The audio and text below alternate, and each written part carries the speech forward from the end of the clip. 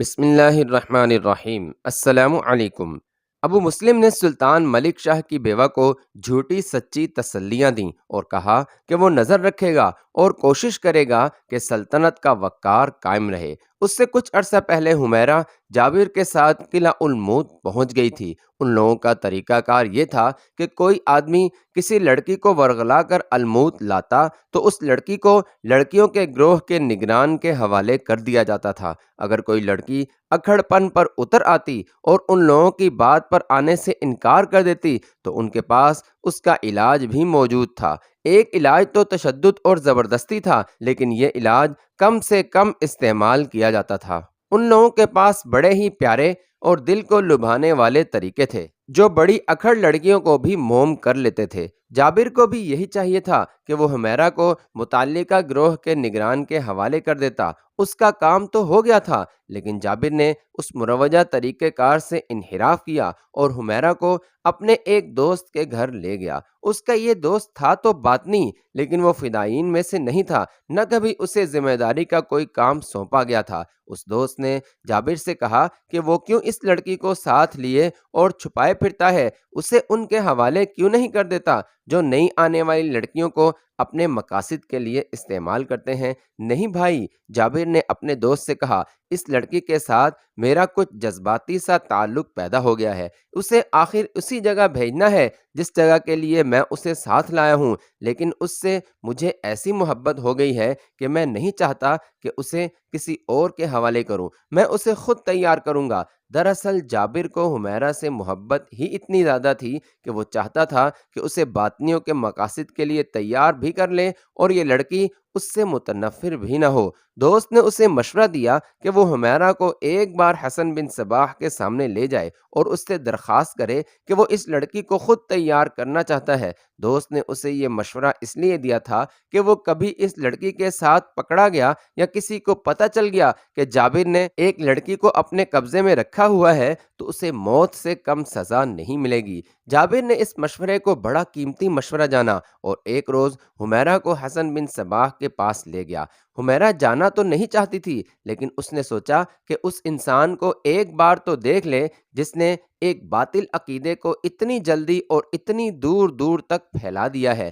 حمیرہ نے یہ بھی سنا تھا کہ حسن بن صباح اپنے کسی فدائی سے کہتا ہے کہ اپنی جان لے لو، تو وہ فدائی اپنے آپ کو مار دینے میں ذرا سی بھی ہچکچاہٹ نہیں دکھاتا اور وہ فوراً خنجر اپنے سینے میں اتار لیتا ہے۔ حمیرہ نے سوچا کہ دیکھوں تو صحیح کہ وہ انسان کیسا ہے۔ جابر اسے سیدھا حسن بن صباح کے پاس نہ لے گیا، بلکہ اسے ایک جگہ چھوڑ کر پہلے خود حسن بن صباح کے پاس گیا اور اسے بتایا کہ وہ اس لڑکی کو لایا ہے جس کے بھائی نے انہیں قسطان جیسا اہم قلعہ دلایا ہے۔ حسن بن صباح کو معلوم تھا کہ یہ قلعہ بند شہر کس طرح اس کے قبضے میں آیا ہے۔ جابر نے حسن بن صباح کو پوری تفصیل سنائی۔ تم اب چاہتے کیا ہو؟ حسن بن صباح نے پوچھا۔ یا شیخ الجبل، جابر نے کہا، میں اس لڑکی کو کچھ انعام دینے کی درخواست کرتا ہوں۔ میں چاہتا ہوں کہ میں اسے خود تیار کروں، اس پر تشدد نہ ہو یا اسے حشیش نہ پلائی جائے اور اسے دھوکے میں بھی نہ رکھا جائے۔ اگر میں اسے ہوش و حواس میں تیار کر لوں تو یہ لڑکی پہاڑوں کو آپ کے قدموں میں جھکا دے گی۔ میرا خیال ہے کہ تم خود انعام لینا چاہتے ہو۔ حسن بن صباح نے کہا، ایک خوبصورت اور نوجوان لڑکی سے بڑھ کر اور انعام کیا ہو سکتا ہے؟ کیا تم انعام کے طور پر اس لڑکی کو اپنے پاس رکھنا چاہتے ہو؟ یا شیخ الجبل، جابر نے سر جھکا کر کہا، جس روز میرے دل میں یہ آئی کہ میں اپنے امام کو دھوکہ دوں، اس روز میں اپنے خنجر سے اپنے آپ کو ختم کر لوں گا۔ میں اس لڑکی کو اپنے ساتھ لایا ہوں، مجھے پوری امید ہے کہ آپ کے پاس تھوڑی سی دیر بیٹھی تو اس کا اکھڑ پن ختم ہو جائے گا۔ میں آپ کو بتا چکا ہوں کہ اس لڑکی کے دل میں آپ کی اور ہم سب کی نفرت بھری ہوئی ہے۔ میں یہ بھی عرض کر دیتا ہوں کہ اس کے دل میں میری محبت موجزن ہے، آپ اسے ایک نظر دیکھ لیں۔ حسن بن صباح کے اشارے پر جابر اٹھا اور باہر جا کر حمیرہ کو اپنے ساتھ لے آیا۔ حمیرہ حسن بن صباح کے سامنے بیٹھ گئی۔ حسن بن صباح کے ہونٹوں پر تبسم تھا اور یوں لگتا تھا جیسے اس شخص کی آنکھیں بھی مسکرا رہی ہوں۔ ان مسکراتی آنکھوں نے حمیرہ کو جیسے جکڑ لیا ہو اور حمیرہ کی آنکھوں میں پلک جھپکنے کی بھی سکت نہ رہی ہو۔ حمیرہ نے محسوس کیا کہ جیسے حسن بن صباح کی آنکھوں سے غیر مرئی اور بڑے پیارے رنگوں والی شعائیں پھوٹ رہی ہوں اور شعائیں حمیرہ کی آنکھوں کے ذریعے اس کے جسم میں داخل ہو رہی ہوں۔ حمیرہ اپنی ذات میں تبدیلی سی محسوس کرنے لگی۔ اس کے اندر ایسا احساس بیدار ہونے لگا جیسے حسن بن صباح اتنا قابل نفرت نہیں ہے جتنا وہ سمجھتی تھی۔ اسے معلوم نہیں تھا کہ حسن بن صباح نے یہ پراسرار طاقت بڑی محنت سے اور استادوں کے قدموں میں سجدے دے دے کر حاصل کی ہے۔ نعوذ باللہ۔ ایک بات بتاؤ لڑکی، حسن بن صباح نے مسکراتے ہوئے کہا، تمہارے دل میں کسی کی محبت تو ضرور ہوگی۔ ہاں، حمیرہ نے کہا، میرے دل میں اپنے اللہ کی محبت ہے۔ اس کے بعد کون؟ اللہ کے آخری رسول صلی اللہ علیہ وسلم، حمیرہ نے جواب دیا۔ اس کے بعد اپنے بھائی منور الدولہ کی محبت میرے دل میں رچی بسی ہوتی ہے، حمیرہ نے جواب دیا۔ اور اس کے بعد حمیرہ نے جابر کی طرف دیکھا اور زبان سے کچھ بھی نہ کہا۔ ایک بات بتا لڑکی، حسن بن صباح نے کہا، جس دل میں محبت کا سمندر موجزن ہے اس میں نفرت کہاں سے آ گئی؟ حمیرہ نے چونک کر حسن بن صباح کی طرف دیکھا لیکن کہہ کچھ بھی نہ سکی۔ جاؤ لڑکی، حسن بن صباح نے کہا، تم قدرت کے حسن کا شاہکار ہو، تم پھول ہو جو خوشبو دیا کرتے ہیں، اپنے پھول جیسے حسن میں نفرت کی بدبو نہ بھرو۔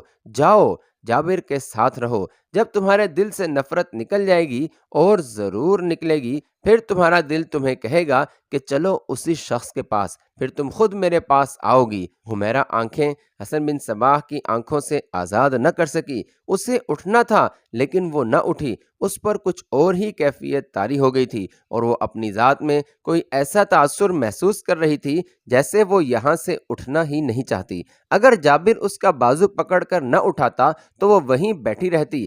جابر حمیرہ کو ساتھ لے کر وہاں سے نکل آیا۔ جابر کے دوست کے گھر پہنچنے تک حمیرہ نے کوئی بات نہ کی۔ وہ اپنے آپ میں کوئی تبدیلی محسوس کر رہی تھی جسے وہ سمجھنے سے قاصر تھی۔ وہ انسان اور ابلیس کے اس پہلو سے ناواقف تھی۔ جب کوئی انسان اپنے آپ میں ابلیسی اوصاف پیدا کر لیتا ہے تو اس میں ایسی کشش پیدا ہو جاتی ہے کہ خام کردار والے لوگ اس کی طرف کھنچے ہوئے چلے جاتے ہیں۔ اگر وہ بدصورت ہو تو بھی دیکھنے والوں کو خوبصورت لگتا ہے۔ اس کی زبان میں ایسا طلسماتی تاثر پیدا ہو جاتا ہے کہ وہ جب بات کرتا ہے تو سننے والوں کے دلوں میں اس کا ایک ایک لفظ اترتا جاتا ہے۔ یہ تو اللہ قرآن پاک میں فرماتا ہے کہ جو انسان میرے راستے سے ہٹ کر ابلیس کا گرویدہ ہو جاتا ہے اس پر میں ایک ابلیس مسلط کر دیا کرتا ہوں۔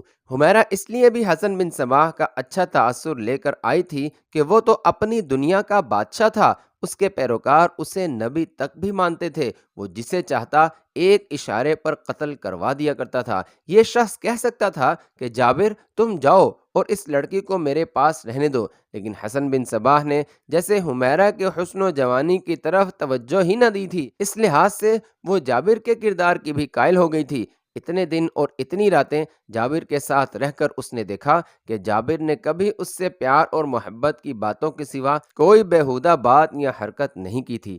حمیرہ کو اپنا بھائی، ماں اور بھائی کی بیوی اور اس کے بچے بھی یاد آتے تھے، لیکن وہ گھر سے کبھی واپس نہ آنے کے لیے نکلی تھی۔ وہ اس کوشش میں لگی رہتی تھی کہ ان سب کو دل سے اتار دے۔ ایک دو دنوں بعد جابر نے حمیرہ سے کہا کہ آؤ تمہیں یہاں کا قدرتی حسن دکھاؤں۔ تم کیا اٹھو گی کہ اگلے جہاں کی جنت اس سے خوبصورت کیا ہوگی؟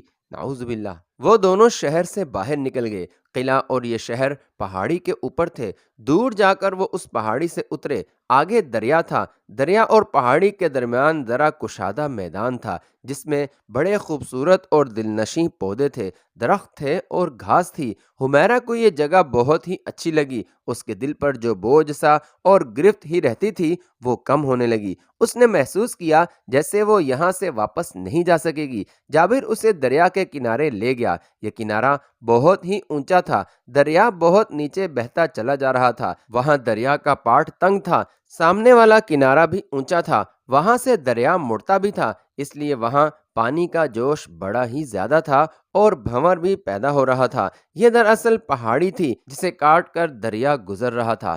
جابر اور حمیرہ اس کنارے پر کھڑے ہو کر نیچے دیکھنے لگے۔ یہاں سے دریا میں کوئی گر پڑے تو کیا وہ بچ کر نکل آئے گا؟ حمیرہ نے پوچھا۔ ناممکن، جابر نے جواب دیا، کوئی تیراک بھی نہیں نکل سکے گا، کیونکہ پاٹ تنگ ہے اور پانی زیادہ اور تیز بھی ہے، اور دریا یہاں سے مڑتا بھی ہے۔ یہ دریا یہاں سے کھڑے ہو کر دیکھو تو ہی اچھا لگتا ہے۔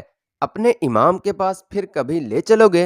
حمیرہ نے پوچھا۔ کیا تم اس کے پاس جانا چاہو گی؟ جابر نے مسکراتے ہوئے پوچھا۔ میں محسوس کرتی ہوں کہ مجھے اس کے پاس ایک بار پھر جانا چاہیے، حمیرہ نے کہا، اور پھر آہ بھر کر بولی، اپنے بھائی کو، ماں کو اور بھائی کے بچوں کو دل سے اتارنے کی کوشش کر رہی ہوں، لیکن وہ سب بہت یاد آ رہے ہیں۔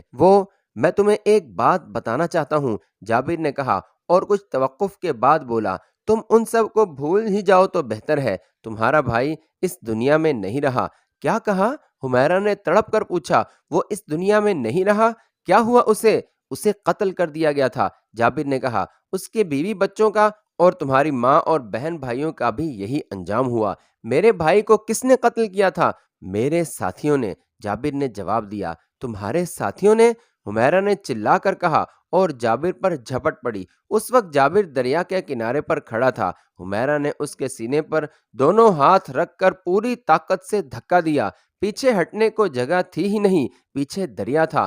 جابر اتنے اونچے کنارے سے گرا، اس کی چیخیں سنائی دیں، اور جب وہ دریا میں گرا تو اس کی چیخیں گرنے کی آواز میں دب کر رہ گئیں۔ حمیرہ نے اوپر سے دیکھا، جابر ہاتھ مار رہا تھا، دریا اسے اپنے ساتھ لے جا رہا تھا، لیکن موڑ پر بھنور تھا۔ جابر اس بھنور میں آ گیا اور ایک ہی جگہ لٹو کی طرح گھومنے لگا۔ حمیرہ نے دائیں بائیں دیکھا، ایک بڑا ہی وزنی پتھر پڑا تھا۔ حمیرہ نے پتھر اٹھایا جو اس سے ذرا مشکل سے ہی اٹھا۔ جابر اس کے بالکل نیچے پھنسا ہوا تھا۔ حمیرہ نے اوپر سے پتھر پھینکا جو جابر کے سر پر گرا۔ اس کے بعد جابر پانی سے ابھر نہ سکا۔ جابر ڈوب گیا تو حمیرہ نے توجہ اپنی طرف کی۔ اس حقیقت نے اس کے دل کو مٹھی میں لے لیا تھا کہ وہ اکیلی رہ گئی ہے۔ اب وہ واپس جابر کے دوست کے پاس نہیں جا سکتی تھی، اسے اب وہاں سے فرار ہونا تھا۔ اس کی خوش نصیبی کہ سورج غروب ہو رہا تھا، وہ آگے کو چل پڑی۔ اس نے رو رو کر اللہ کو یاد کیا اور تیز ہی تیز چلتی گئی، اور جب سورج غروب ہو گیا تو وہ گھنے جنگل میں پہنچ چکی تھی۔ وہ اس خیال سے دوڑ پڑی کہ رات ہی رات وہ اتنی دور نکل جائے کہ کوئی اس کے تعاقب میں نہ آ سکے۔ رات تاریک ہوتی چلی گئی۔ حمیرہ کو راستے کا کچھ اندازہ تھا، وہ اس راستے پر ہوئی۔ الموت کا قلعہ اور شہر اندھیرے میں چھپ گئے تھے۔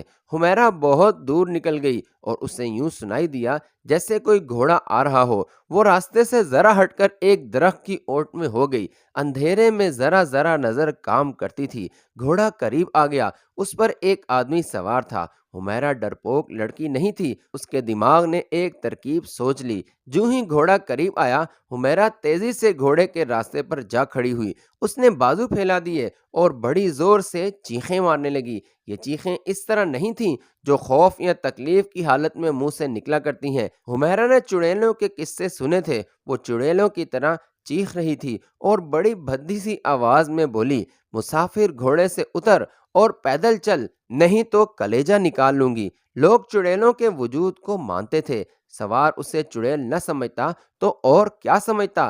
رات کو اس ویرانے میں کوئی عورت، اور وہ بھی اکیلی، جا ہی نہیں سکتی تھی۔ حمیرہ ایسے خوفناک طریقے سے چیخی تھی کہ گھوڑا بھی بدک گیا تھا۔ سوار کود کر گھوڑے سے اترا اور حمیرہ کے آگے گھٹنے زمین پر ٹیک کر ہاتھ جوڑ دیے۔ وہ بری طرح کانپ رہا تھا، وہ چڑیل سے اپنی جان کی بخشش مانگ رہا تھا۔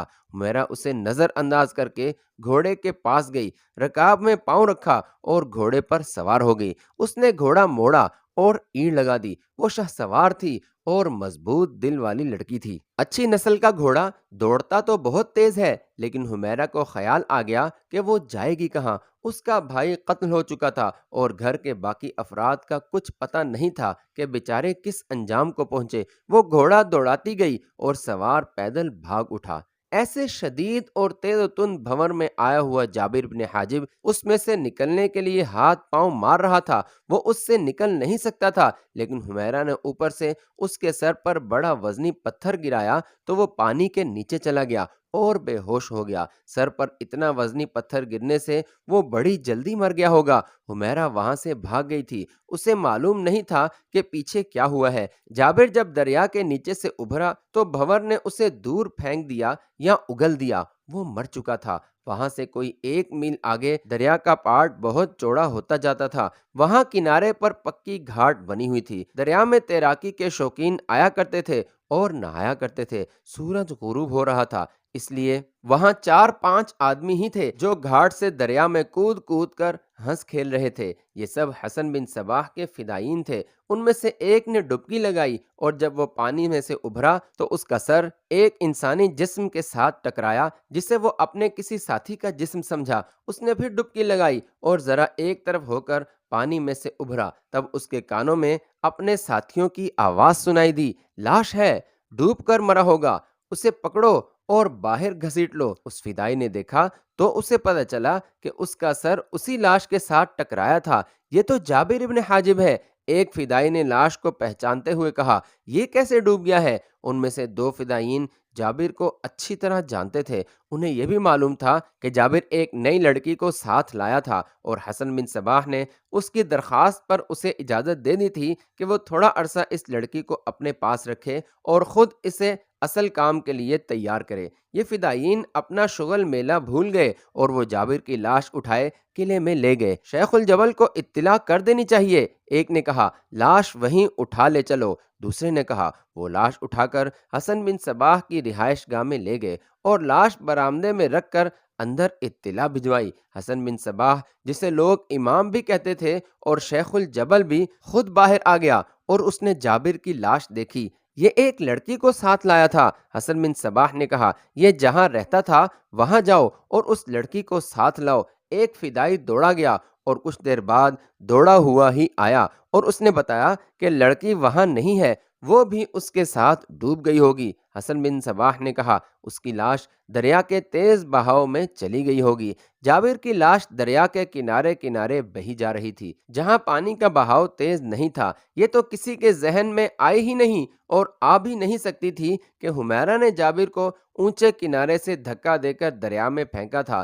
رات گہری ہو گئی تھی، اس لیے یہ معلوم نہیں کیا جا سکتا تھا کہ حمیرہ کہاں غائب ہو گئی ہے، یا یہی یقین کر لیا جاتا کہ وہ بھی ڈوب کر مر گئی ہے۔ اسے لے جاؤ۔ حسن بن صباح نے کہا، اس کے کفن دفن کا انتظام کرو اور منادی کرا دو کہ اس کا جنازہ کل دوپہر کے وقت ہوگا اور جنازہ میں پڑھاؤں گا۔ لڑکی کا سراغ لگانے کی بھی کوشش کی جائے۔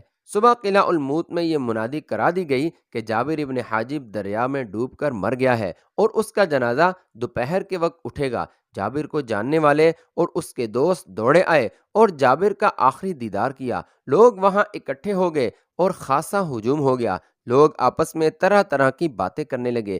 ایک سوال ہر کسی کی زبان پر تھا کہ جابر ڈوبا کیسے؟ میں نے اسے ایک لڑکی کے ساتھ دریا کی طرف جاتے دیکھا تھا، ایک فدائی نے کہا۔ میں اس وقت قلعے کی دیوار پر ویسے ہی ٹہل رہا تھا، دونوں قلعے کی پہاڑی سے اتر کر خاصی دور چلے گئے تھے، پھر میں نے دونوں کو دریا کے اس کنارے کی طرف جاتے دیکھا جو بہت اونچا ہے، وہاں ایک ٹیکری ہے جس نے ان دونوں کو میری نظروں سے اوجھل کر دیا تھا، میں ادھر ہی دیکھ رہا تھا۔ تھوڑی دیر بعد میں نے لڑکی کو وہاں سے واپس آتے دیکھا، وہ سامنے آئی اور ادھر ادھر دیکھنے لگی، پھر ایک طرف کو دوڑ پڑی۔ اب جابر اس کے ساتھ نہیں تھا، میں نے جابر کو وہاں سے واپس آتے نہیں دیکھا تھا، لڑکی وہاں سے غائب ہو گئی تھی۔ میں بہت دیر وہاں کھڑا رہا، مجھے جابر نظر نہیں آیا، پھر سورج غروب ہو گیا اور میں نے دوسری طرف دیکھا جہاں گھاٹ ہے، لیکن میری نظروں کو ان چٹانوں نے روک لیا تھا جو وہاں سے دور آگے دریا کے کنارے تک کھڑی ہیں۔ پھر لوگوں میں ایک اور خبر پھیل گئی جو یوں تھی